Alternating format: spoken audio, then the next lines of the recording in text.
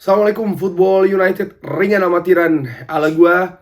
Kali ini gua ingin ngobrol ringan terkait dengan penyerang Manchester United. Seperti kita ketahui, Cody Gakpo yang dikabarkan merupakan buruan utama dari Manchester United, pemain yang kabarnya diminati oleh Erik ten Hag, tapi justru akhirnya lepas ke rival utama dari Manchester United, Liverpool.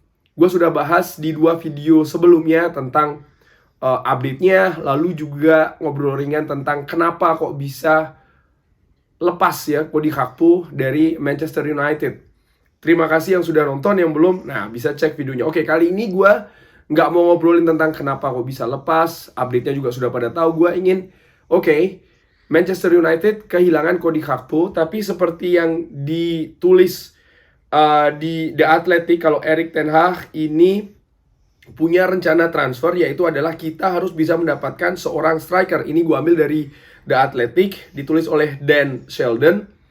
Erik ten Hag ini mengatakan di salah satu wawancaranya, kita ini tahu kalau kita kehilangan seorang striker. Dan sekarang saya berpikir kita harus bisa mendapatkan seorang striker, tapi harus yang tepat. Saya pikir yang tepat akan membawa kualitas ke dalam tim. Tidak hanya sekedar untuk menambah pemain ke dalam squad, karena itu bisa membuat problem. Kriteria di Manchester United ini sangat tinggi. Di sisi lain, Erik ten Hag ini juga percaya kalau Marcus Rashford ini punya kemampuan ya. Dia ketika ditanyakan tentang Marcus Rashford bisa mencetak 20 gol musim ini, Erik ten Hag mengatakan, saya tidak ingin menetapkan diri saya sendiri kepada sebuah angka. Saya bilang dari awal kalau dia ini mampu mencetak 20 gol di Premier League, jadi saya teryakinkan oleh hal tersebut. Itu tentang Marcus Rashford. Tapi jangan lupa, Erik ten Hag juga sebelumnya ini sudah jelas mengatakan kalau dia butuh seorang striker. Nah, kali ini gue ingin ngobrol ringan terkait dengan striker Manchester United ini. Siapa kira-kira yang bisa didatangkan oleh klub? Ada beberapa pilihan tentu saja. Ini gue ingin memberikan semacam kayak kemungkinan mungkin ya, bisa, tentu saja gue bisa salah, tapi striker yang akan didatangkan oleh Manchester United di bulan Januari. Gue lihat dari beberapa kompetisi di Eropa, tentu saja ya, selain Liga Inggris, tentu saja gue lihat ini dari Ligue 1. Dari Ligue 1 ada Kylian Mbappé, sekarang merupakan top skor Paris Saint-Germain. Tapi kalau menurut gue, ya status atau keadaan dari Kylian Mbappé nampaknya sulit untuk bisa datang dari Paris Saint-Germain. Walaupun gue secara ringan amatiran menganggap dia ini pemainnya kualitasnya super banget lah. Tapi dari daftar pencetak gol sementara, gue melihat Jonathan David. Ini pernah gue bahas sebelumnya, penyerang muda dari Kanada yang sekarang memperkuat Lille. Ini mungkin bisa jadi opsi untuk striker baru dari Manchester United. Pemain ini berposisi sebagai striker murni, usia 22 tahun, tinggi badan 180.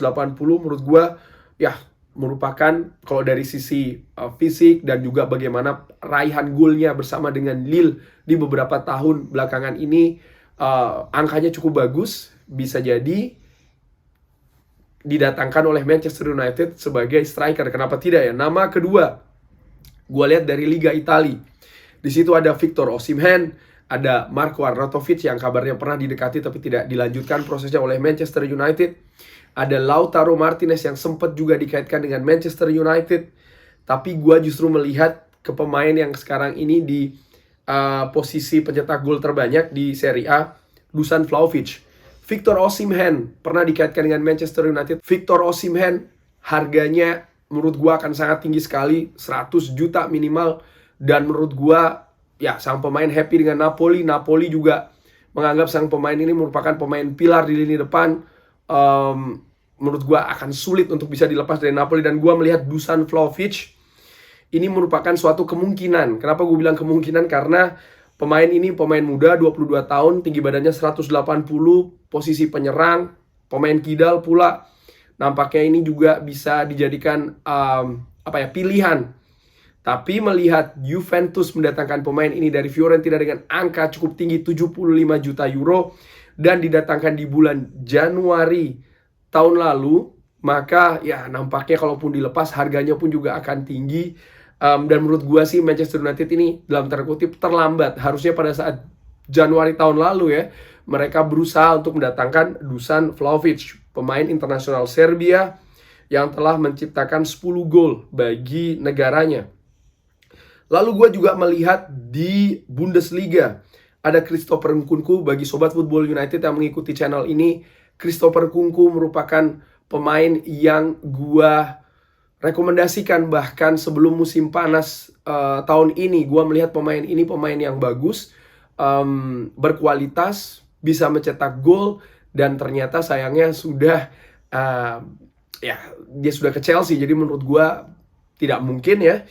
Tapi ada satu nama menurut gue yang menarik di sini adalah Marcus Thuram, pemain asal Prancis, anak dari legenda Prancis Lilian Thuram. Pemain ini sudah bermain di Piala Dunia Qatar. Menurut gue penampilannya juga luar biasa. Ternyata dia bisa bermain juga di dua posisi yang berbeda, striker dan juga sayap serang sebelah kiri. Walaupun kaki dominannya adalah kaki sebelah kanan. Pemain ini juga menurut gue berusia 25 tahun, jadi sudah dekat dengan usia keemasannya.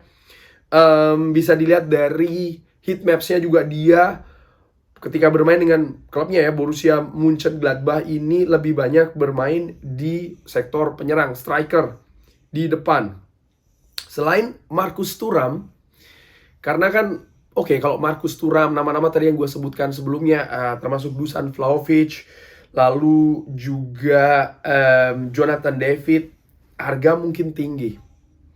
Nah, Manchester United kalaupun memang ingin mendatangkan pemain dengan jangka pendek, artinya mungkin dengan usia yang agak sedikit senior dan harga tidak mahal, menurut gue bisa melihat ini pemain nomor 10 di daftar pencetak gol Bundesliga terbanyak saat ini, Eric Maxim Choupo-Moting.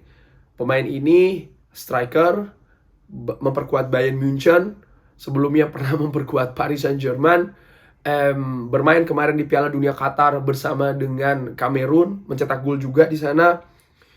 Pemain ini berpengalaman dan ini yang istimewa menurut gue dari Choupo-Moting. Sebelum Piala Dunia Qatar, bagaimana raihan golnya? Wow, beruntun mencetak gol bagi Bayern Munchen di berbagai ajang. Ini membuktikan striker ini berpengalaman dan juga tajam. Ini merupakan rekornya dia di beberapa klub yang pernah dia perkuat ya. Bayern Munchen, Paris Saint-Germain, pernah bermain bersama Stoke juga. Raihan golnya tidak begitu menonjol, tapi dia selalu mencetak gol. Itu poin gue. Dan harga dari Eric Maxim Choupo-Moting ini tidak mahal. 6 juta euro ini versi Transfermarkt. Jadi apakah ini bisa jadi opsi jangka pendek pastinya ya untuk Manchester United.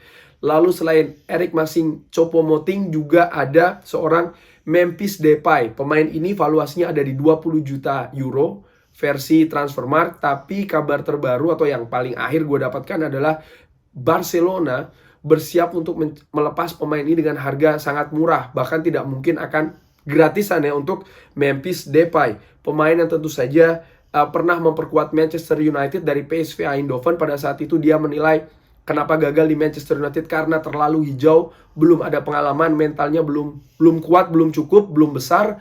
Tapi setelahnya dia di Ligue 1 bersama dengan Lyon, tampilannya luar biasa, menjadi kapten dari Lyon juga kalau tidak salah ya. Akhirnya dia pindah ke Barcelona. Nah, persaingan yang cukup ketat di Barcelona. Selain itu juga selera pelatih dan juga keadaan dari Memphis Depay yang cukup sering cedera mengakibatkan dia jarang menempati posisi utama di El Barça. Nah, kabarnya dia juga sempat dikaitkan dengan Manchester United. Sehingga apakah Memphis Depay bisa jadi opsi untuk didatangkan di bulan Januari nanti, ini juga cukup menarik. Lalu nama terakhir ini dia. Ya, penyerang Belanda lagi-lagi ya, Wout Weghorst. Penyerang 30 tahun, tinggi badan 197 cm, ini sangat tinggi sekali. Valuasinya ada di angka 14 juta. Pemain ini sekarang memperkuat Besiktas di kompetisi Liga Turki. Posisinya jelas sebagai ujung tombak, sebagai striker. Kemarin di Piala Dunia Qatar luar biasa ketika menghadapi Argentina, memperkecil kedudukan dan juga menyamakan kedudukan. Striker ini striker klinikal, dipinjam dari Burnley.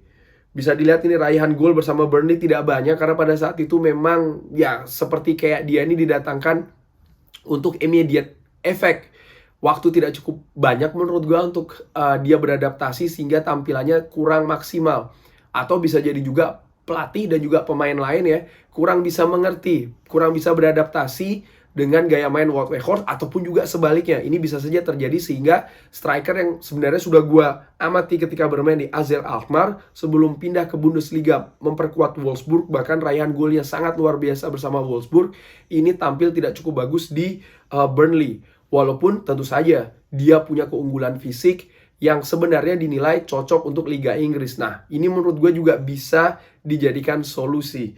Tentu saja ada nama-nama lain juga yang bisa menjadi pengganti ya, atau mengisi posisi striker penyerang utama dari Manchester United yang seperti Erik ten Hag katakan harus didatangkan di bulan Januari.